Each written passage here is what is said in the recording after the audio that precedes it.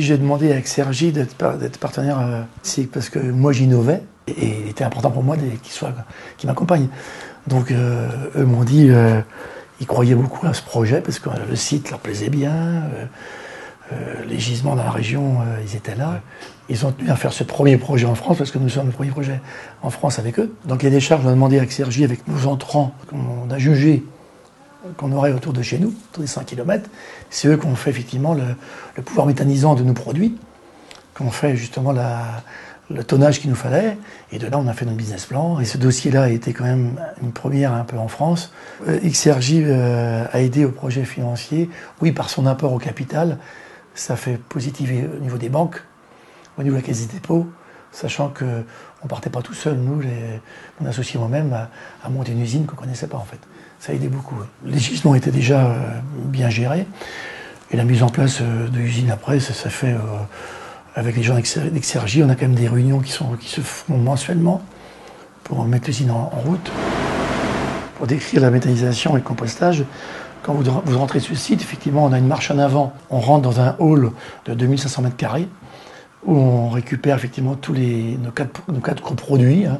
Et un premier produit, c'est la matière sèche, hein, qui est les déchets de céréales. On a une deuxième fosse qui fait 160 m3 où l'on récolte tout ce qui est graisse agroalimentaire. On a l'autre fosse qui fait encore 160 m3 avec un déconditionneur suisse qui déconditionne tous les produits de GMS. Et on a une dernière fosse qui reçoit tout ce qui est produit qui doit se tenir chaud, dont les chocolats qu'on a reçus dernièrement de l'usine.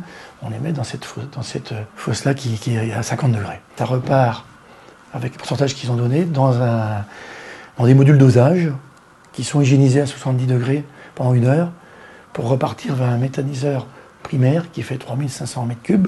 On renvoie dans le digesteur secondaire qui fait 2000 et quelques m3 aussi, avant d'envoyer dans le moteur dans la cogénération.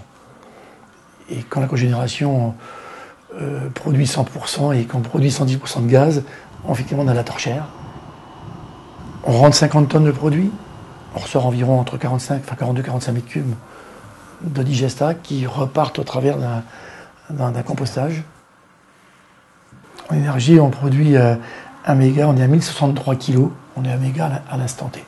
On a aussi la partie chaleur qu'on envoie chez nos voisins à côté. Ils ont monté 6 serres, 6 grands tunnels, avec des planchers chauffants qui vont utiliser notre chaleur. Sur la méthanisation, nous avons travaillé sur un bâtiment qui est aujourd'hui qui est bien confiné, il est en dépression. Donc chaque camion rentre à l'intérieur du bâtiment, on ferme les portes pour éviter les odeurs. Les digestats sont aussi dans des fosses bien fermées et on part en compostage.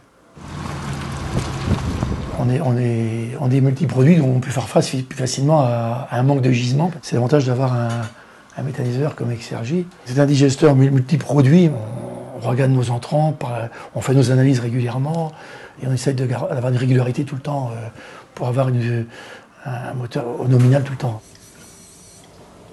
Au niveau formation, c'est un budget pour eux aussi, donc on a accepté leur budget sur 2 ans pour nous accompagner.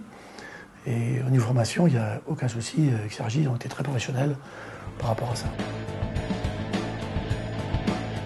Ça fonctionne bien aujourd'hui. On est à 1 an de la méthanisation et on est au nominal, on est au 100% de production méthanisation.